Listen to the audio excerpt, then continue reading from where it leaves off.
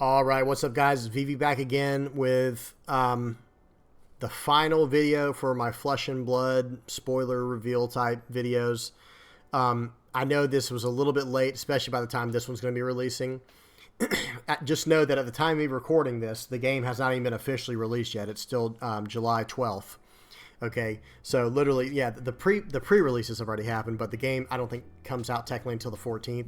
So bear with me, guys. Like I said, at the time of me recording this, I'm almost finally caught up. I'm almost finally caught up on all the cards, all the card games I'm trying to cover.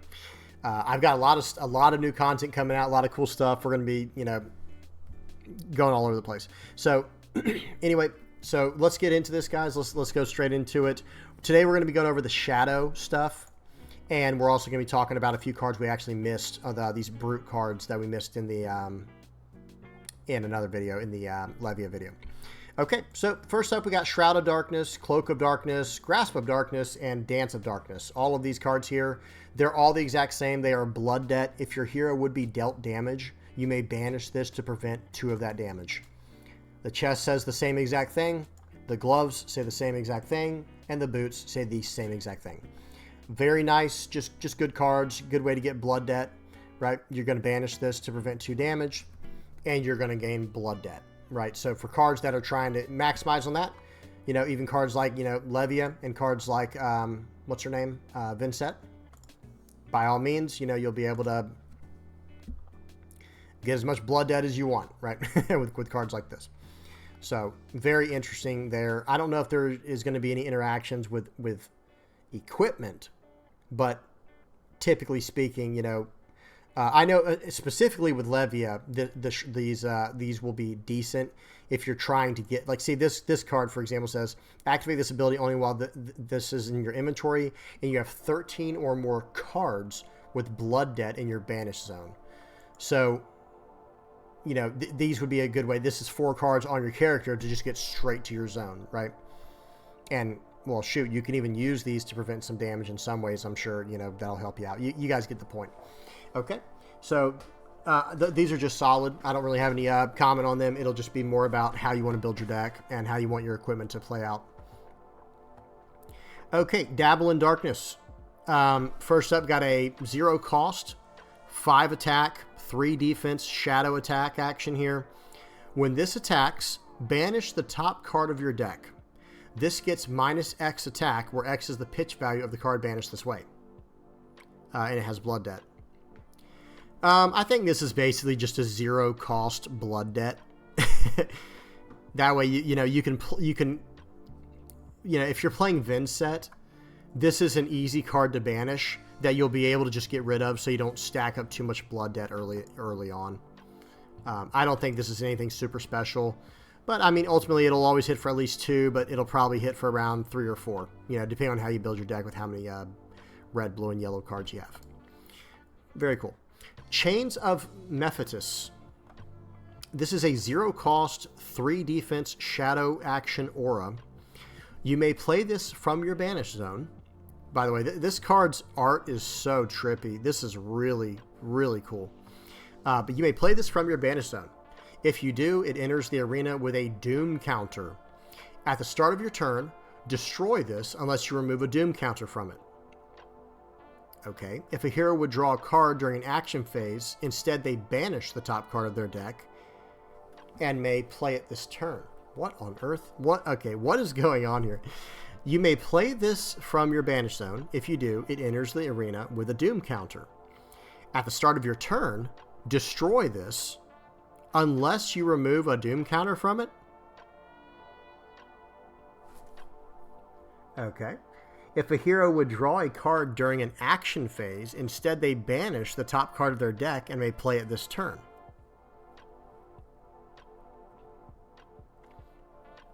Okay. You may play this. I'm sorry, guys. Bear with it. Okay, it is an aura. Okay, so you may play this from your banish zone, and if you do, it enters the arena with a doom counter. At the start of your turn, destroy this unless you remove a doom counter from it. So just oh, I see. So it'll only last 1 turn, right? So you remove the doom counter the first time, And then the second time when it comes out, you can't remove a doom counter, so it's destroyed. Okay, all right. That part had me so hung up. I'm sorry, guys. Let's keep going. If a hero would draw a card during an action phase, instead they banish the top card of their deck and may play it this turn. Okay, very cool. So it's like a way to stop card draw, I guess, or maybe, hang on, maybe use it for yourself. Play this card from your banish zone. If you do, it enters the arena with a doom counter. At the start of your turn, destroy this unless you remove a doom counter. So maybe it lasts for 2 turns if you use it, right? Like only one of your opponent's turns, but it lasts for your turn that you're currently on, and then it'll last through your next turn because you remove a doom counter at the beginning of your turn.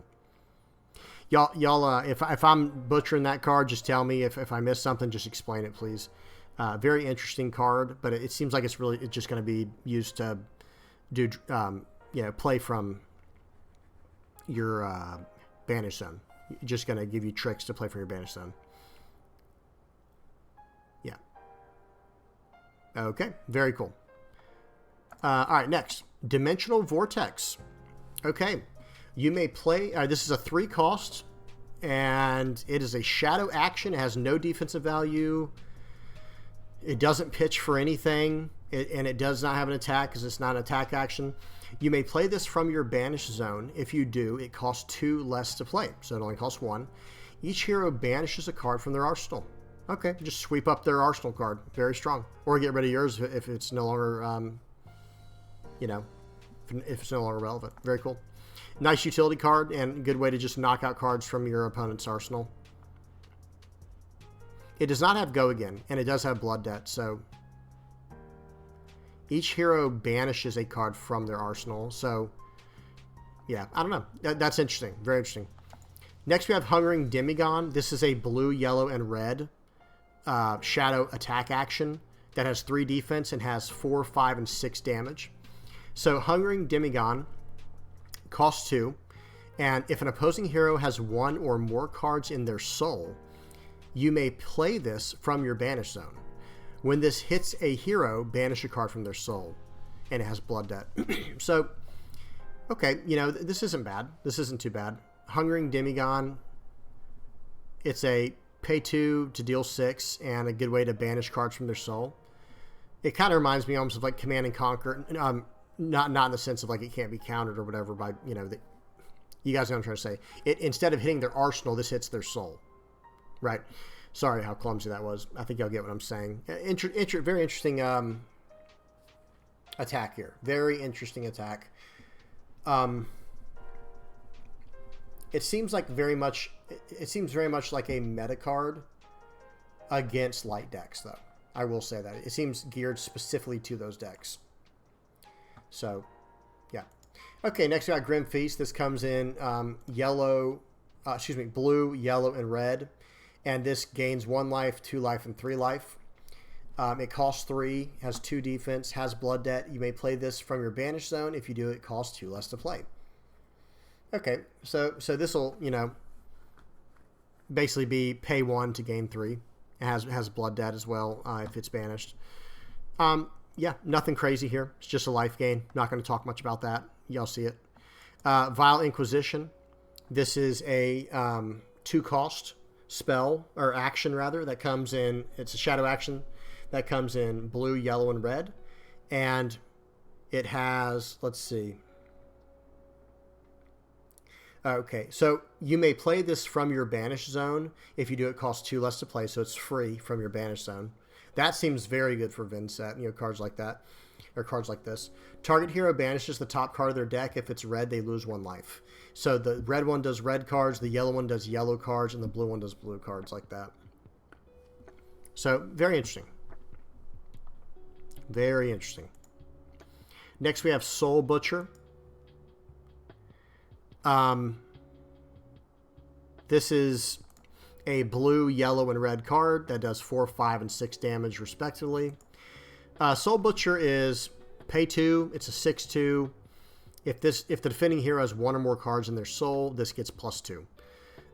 So this is again like a very specific meta card against light, but it is just a decent, pay 2, deal 6, right? But it does have Blood Debt, so there is that. Very cool. Next we have Soul Cleaver. This is a 4, 5, and 6 damage shadow attack action card.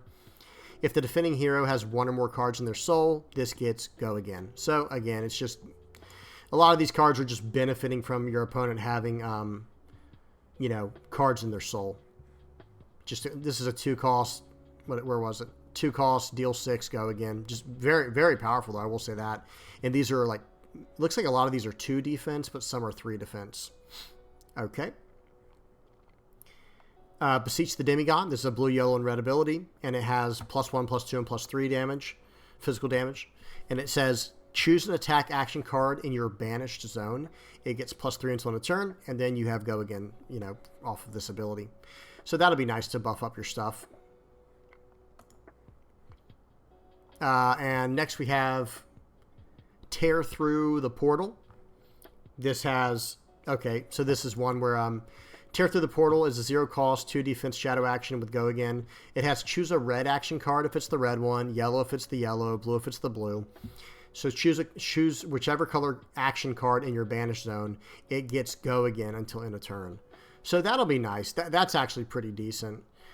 You choose a card in your banished zone that is the color of the Tear Through Portal you're using, so you can actually, you know, really make your deck be geared towards a specific color so that this matters. So you choose so for this one, the red Tear Through the Portal is choose a red action card in your banished zone. It gets go again until end of turn, and then go again. So just very nice way to chain things together and, you know, really dump out cards from your banished zone. Solid, very cool. Okay, and I mean, actually, that's it. We've already gone over Nazareth. So real quick, let me go over these Brute cards, and then we'll talk a little bit. So, okay, the Brute weapons, this would be for, like, Levia, right? or any Brute, of course. But Rugged Roller is a once per turn action. Pay 1 to attack to deal 6. Activate Rugged Roller only if you've rolled a 6 on a die this turn. So maybe not for, maybe not for Levia. But that's pretty wild, rolling a 6 to deal this ability. That's crazy. That's a very interesting interaction. I do like that. Excuse me. Okay, so next we have Scowling Flesh Bag. That's a real nice name. This is when this defends Intimidate, which makes target hero banishes face down a random card from their hand at the beginning of the end phase, return it to its owner's hand. So you're just randomly taking a card from their hand. We know the Intimidate's a big Brute effect, a big effect for Brute. And this is a 2 defense with Blade Break. So when this combat chain closes, if it defended, destroy it. It'll defend for 2, and when it defends, Intimidate. So, you know, just very strong. This is a very strong helmet or headpiece for Brute. Very nice. Numbskull. This is a 2 cost, 6 damage, 3 defense Brute attack action. While this is in any zone, its cost to play, attack, and defense cannot be modified. They cannot be increased or decreased. Wow. Okay, interesting. So just a very strong overall Brute action here. It's just well-rounded. It's a 2 cost for 6, that defense for 3. It's just saying, like, you know what? This is consistency, right? Like, this card will not be manipulated. It's just going to do exactly what it says it does. So, yeah, that's fine. That's good stuff. And then Dig Up Dinner. Okay. Choose 3 random cards in your graveyard. Shuffle all attack action cards with 6 or more attack chosen this way into your deck. Then gain that much health. Banish this. Go again. Okay, it's a 1 cost, 3 defense Brute action. Choose 3 random cards in your graveyard. So I guess you'll just turn your entire graveyard upside down and have your opponent choose cards at random? I don't know. I don't think you're supposed to mess with your graveyard in this game, are you? I'm not sure. Someone tell me in the comment section below. Well, guys, that's it. I think we went over every single card. That was some interesting stuff. That was some very interesting stuff from the Shadow. The Shadow stuff. I actually think I feel like they got better generic Shadow stuff than the Light got. Like this Hungering Demigon is just a straight up 2 cost, deal 6, 3 defense, right? I mean, even if you don't use any of this other stuff, it just does that. And then they got some insanely interesting cards in Dimensional Vortex, Chains of Mephitis, and Dabble in Darkness. Vile Inquisition just assists all of the, you know, Blood Debt style stuff where you're playing stuff from the Banished Zone. Grim Feast gains a life. I think Light got something like that as well, didn't they? Where is it? Break of Dawn prevents damage. Same idea. Oh, no, they did. Blessing of Salvation, gaining 3. So, yeah, they made this set very much light versus dark. You know, lightness versus darkness. Very cool. Overall, guys, so I'm just going to kind of talk about the overall set now. Vin's set seems very interesting to me. It's something I wouldn't mind messing around with. I'm still, like, I haven't decided what I want to really invest into in this new set, because I don't think I'm going to, like, do a bunch of them. I'm just going to pick one hero and try to go with it. And the other one that I really thought of, so Vin's set looked good. Levia was not my cup of tea. That was not my style. I'm not a big fan of the randomness. Not to say the deck's bad. I just am not interested. Was not a huge fan of Bolton. Again, never to say something's bad or not. I don't know how it's going to perform. But the deck that would interest me the most, the hero that interests me the most, is definitely Prism, Awakener of Soul. I absolutely loved looking at this, at these cards. Number one, just look at the art on this Figment of Erudition. And then it's like, oh, by the way, flip it over, and this is what you get. This is a, 4 damage, 4 physical damage, 4 life ally. That's going to, this card's going to roll with you, so to speak, right? And all of them do this, like look at Figment of Judgment. Again, just sensational the way this art came out. Here's Themis, Archangel of Judgment. All of these have ward 4, so if they start trying to ignore your angels and try to start going for you, well, you can ward. Just incredible, guys. I just love this idea. I'm not gonna lie. And the art too. The art is the art is next level. It's exceptional. Not that should be what matters, but I think you guys know what I'm saying. Like look at these guys. Okay, so I'm gonna end it there on that note. I'm just going to kind of talk for a little bit longer and just say that I think what I'm leaning towards most in this set is actually Prism. This looks amazing, guys. This looks fun to me. I don't know if I mentioned it on the other videos. I probably did. I know I mention it all the time, just in talking to people randomly. But I'm a Paladin. That's just what I am inside. I'm not a big fan of Bolton, like I said. I don't know. I'll have to see how it plays out. Maybe it'll be what I like. You guys know how it is, right? In card games, you play it. Okay, hang on. Before you even play a deck, you kind of make up your mind on, oh, I want to try that, or oh, I want to play that, and then you play it and didn't like that as much as I thought, right? And then you try a deck that you're like, I don't really want to play this, and then you're like, oh, wait a minute, this deck is actually perfect for me, right? That happens, right? That happens all the time. So you never know. Maybe Bolton will be something I like to play, but I personally did not like the way his interactions seem to be. Whereas Prism, if you didn't watch my video, you can hear my natural reaction there. I mean, during that video, I basically had a total, epitome, moment where it was just like, or an epiphany, where it was like, what are these things? When this enters the arena, create a ponder. And then I was like reading the awaken stuff here for your figments. And then randomly I was like, wait, you can flip the card over? And I flip it over and I'm like, oh my goodness, it just blew my mind. You know what I mean? It was just, because it was such a natural reaction. I didn't expect to see it.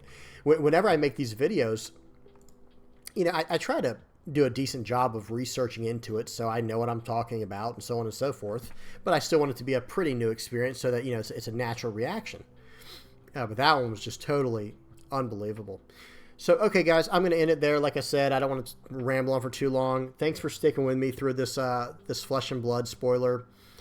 And not to mention, this is the final one of the Dusk Till Dawn series I'm doing here for these spoilers.